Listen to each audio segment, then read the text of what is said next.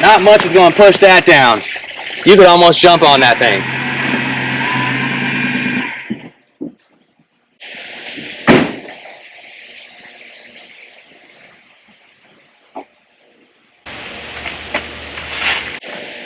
It's time. What's up, guys? Brandon here with Pondscapes, and today we are going to get our net out and go and net this giant feature in the backyard. It's about that time. As you can see, we got poplars around here and they fall early. So some of our customers were going to in September and the end of August now to net early. They have a giant feature. The bottom is maybe like 12 by 12 with a 50 to 60 foot stream on it. So we needed a pretty large net, and we're going to make sure to get back there and get the edges nice and tight so that it's easy to service the rest of the year.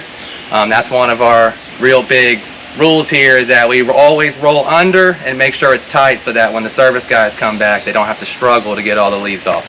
And how do they get those leaves off? Well, we take our blower and we go down and we blow it off just like you're blowing any landscape off, but you make sure to have that grade of the net going downward so that all the leaves blow to the bottom of the yard, or if you're lucky, like in this situation, we have a drainage ditch we can blow all the stuff back to. What's up, pond people? We have been cooking up a brand new netting video for you guys. This one is going to feature a really exciting water feature. It's got a huge pond and a 50 to 60 foot stream, which poses some unique situations for the Pondscapes of Charlotte crew. But at the end of the day, it doesn't matter if your feature's got 80 pooling areas in it, if it goes up the side of Mount Everest, or if it's as long as the Nile River. We'll be able to find a way to get that net nice and firmly around it to prevent any leaves or fall debris from causing issues this fall and winter. So the first step in netting any feature, whether it's a pond or a pondless or a fountainscape, is to remove any vegetation in or around the feature that's going to obstruct the net or decompose over the fall and winter. And I know what you're thinking. Us at Pondscapes of Charlotte don't like to see it either. We're a bunch of plant lovers and veg heads over here. But unfortunately, even if the plants are still green or flowering, at the time of netting we have to remove them. And we don't really remove plants, it's more of a trimming process. So these plants will mostly all come back next year in the coming seasons. And we don't trim or get rid of things like Japanese maples or large plant structures. It's just that stuff that grows on the side and gets overgrown and gets kind of in the way. The next step of the netting process is going to be to clean or remove as many leaves and other debris from your feature as possible. But don't worry, the Pondscapes of Charlotte crew is specially trained, as you can see here, boom, to traverse any and all features. For features with a pond or a stream, the strategy is going to be similar. So we're blowing out all the leaves from around the sides of the feature that we can. And for leaves that are blown down the feature, either down a stream into a pond or down a stream into a reservoir, the strategy is going to be to collect them all in one spot for easy removal. So in this example, Ken is able to get most of the leaves down into the pond and net them out. And for those that aren't netted out, he can corral them into the skimmer basket and remove a giant clump of them with one grab of that basket. Some routine maintenance will also take place during this time, such as cleaning off an ion gen or cleaning the front face of a pump. Now that all of our pre-netting prep work is complete, the next step in the netting process is essentially the netting part of it. And so these guys are going to get this nice X set up across the pond because it's extremely cool. But it's actually to support the middle of the net because we don't want it to sink down from the weight of any debris that might fall on it. So this particular client has actually purchased a net in a previous season, and so this net has seen a couple of seasons of use. So the first thing the guys are going to do is unroll it and just kind of check it out and make sure it's up to scratch, and there's some staples we'll be using.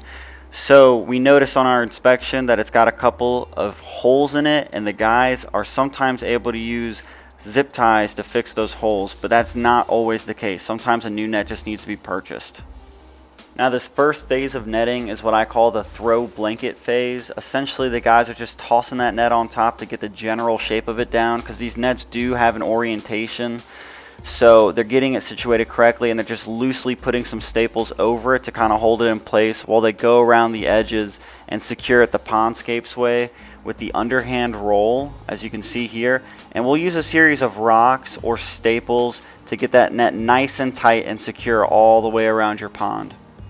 And the finished product is going to look something like this. You can tell that that net is clinging to that feature tighter than saran wrap to last night's leftovers.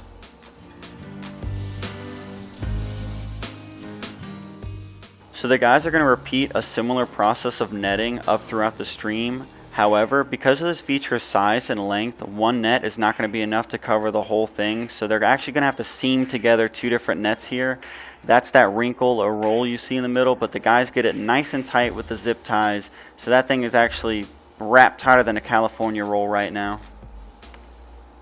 That underhand roll technique is something that the Pondscapes crew are going to do all the way down the length of your feature, whether it's a pond or a stream.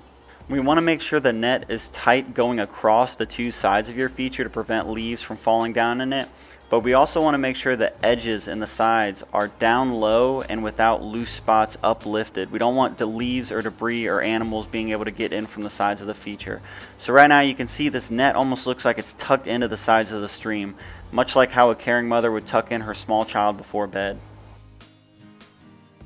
Then we do one last pass through with the blower and we head out. Alright guys, we just finished putting our net on, and if you notice there's one thing we did here a little differently is we have two long lines crossing, like paracord wires. They're just to keep the net up, you know, because in the past we've seen where so many leaves fall on so many of the little pine cones and things that the net will actually weigh down and slowly sink and just build up and become a problem. You know, it can cause leaks, it can cause problems with your stream, it can cause problems. Your fish can get tangled in it. There's a lot of things that can go wrong if your net falls in, which you obviously don't want. So we put these cords on here very tight with stakes, and you can see not much is going to push that down. You could almost jump on that thing. It's super tight, but you can follow me up here, and you can see it's nice and tight and follows the stream perfectly to where we can just come through with that blower, like I said, and blow everything that way towards that little creek bed back there. We also went ahead and trimmed all the plants that would have grown where the net now is, because you want to prevent as much as you can from growing through there, because when it does, it kind of rips the net, you know, and they're not the cheapest thing, so we try to help out our customers when we can.